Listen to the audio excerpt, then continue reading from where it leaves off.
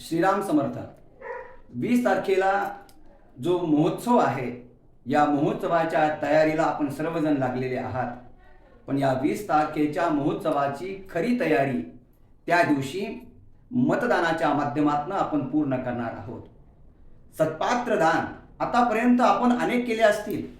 अन्नदान केलं असेल, कन्यादान आपण केलं असेल, धनदान आपण केलं असेल.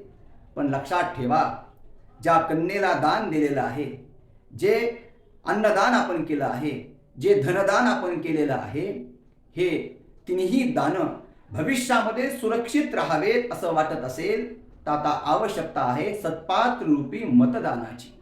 या मतदानाच्या माध्यमातून आपल्याला हा महाराष्ट्र एका विशाल समृद्ध अशा पद्धतीनं तो आपल्याला उभा करायचा आहे. आपलं भविष्य आपल्याला समृद्ध बनावं असं वाटत असेल तर या सत्पात्र रूपी मतदानाच्या माध्यमातून आपल्याला कार्यरत होणं गरजेचं आहे. कोणाला मतदान करावं हा आपला विषय आहे.